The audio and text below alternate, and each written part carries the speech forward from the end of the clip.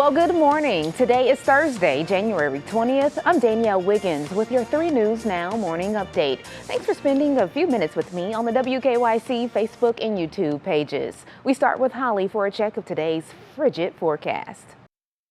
Thanks, Danielle. Cold and some scattered snow and flurries at times. Lots of icy slick spots. Temperatures through today really not moving out of that upper teen 20-ish range. And then as we get into this evening and tonight, look at this. This is 8 o'clock tonight. And these are actual temperatures, right? We're seeing single digits and teens, and it gets brutal cold as we look ahead to the start of our Friday. Some of you will be in that 0-degree range, and that's not even taking into account wind chills. And then look at this.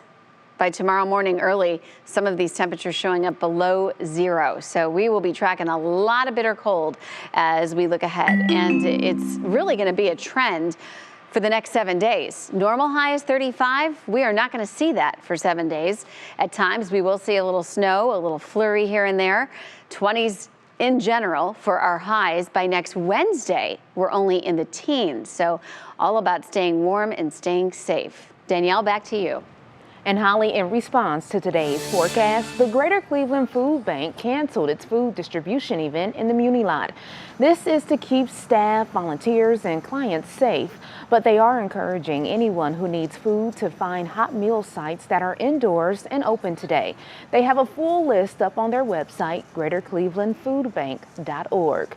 There's also a food pantry in Euclid that will be open from 1 to 7 p.m. on Euclid Avenue. Okay, now to the latest on the coronavirus. Case numbers in Ohio are back up. The state reported 20,483 new cases, just below the 21-day average of around 22,000 cases. A spike in hospitalizations was also reported with 689. That number is concerning as it's almost double the 21-day average.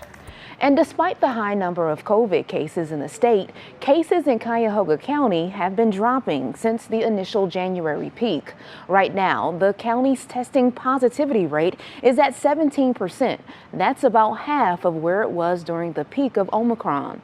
Officials say the numbers are dropping at almost the same rate that they rose. We talked to Dr. Amy Edwards with Rainbow Babies and Children's Hospital about what this could mean for the future of the pandemic. It's a little too early to say that this is the beginning of the end. It's too early to say that this is the beginning of the end. I certainly think that 2022 will probably be that end at some point, but whether it's early in 2022 with this Omicron surge or later with another final surge that does then get us out of the pandemic, it's hard to say. Health officials stress that vaccinations are still the best way out of the pandemic. And around 20 Air Force medical personnel are now at the Cleveland Clinic to help support staff as they treat coronavirus patients. They arrived yesterday to a standing ovation. The group will start working in a few days after an orientation process. And we are just days away from what will be the largest deployment of personal protective equipment in U.S. history. The White House promising 400 million non-surgical N95 masks. The first of those masks should be shipped out to pharmacies and community health centers by the end of this week. But the program won't likely be up to full speed until February, after most models predict the Omicron surge will finally be behind us. Moving toward a time when COVID-19 won't disrupt our daily lives, where COVID-19 won't be a crisis, but something to protect against and a threat. As it stands now, the president's plan calls for Americans to receive 3 masks per person at no cost to them. According to the CDC, the mask can be reused depending on filtration, contamination, and damage. As the name suggests, these masks can filter out 95% of airborne particles when used correctly. And big updates for businesses when it comes to the pandemic. We start with Starbucks. The company is no longer requiring its employees to be vaccinated against COVID-19.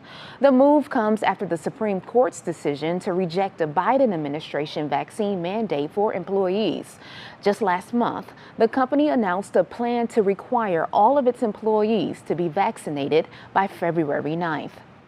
And Walgreens has a new way to track the virus called Walgreens COVID-19 Index. The new tracking tool reflects results at 5,000 Walgreens locations nationwide and provides national and state-by-state updates on the spread of the Omicron variant and other variants. The index will also show the probable percentages of Omicron cases by state in near real time. More local stories to bring you now. Here's 3 things to know. The woman charged with the death of Cleveland police officer Shane Bartek will be back in court today. However, another person charged in connection with the murder was in court yesterday. 28-year-old Anthony Butler Jr. is accused of leading police on a chase on New Year's Eve while behind the wheel of Bartek's car. He pleaded not guilty to charges in the case. Butler is being held on a $100,000 bond. Investigators say Bartek was shot and killed by 18-year-old Tamara McLeod during a carjacking. She also pleaded not guilty. Now to an update out of Lorain after a student was told to eat food out of a garbage can.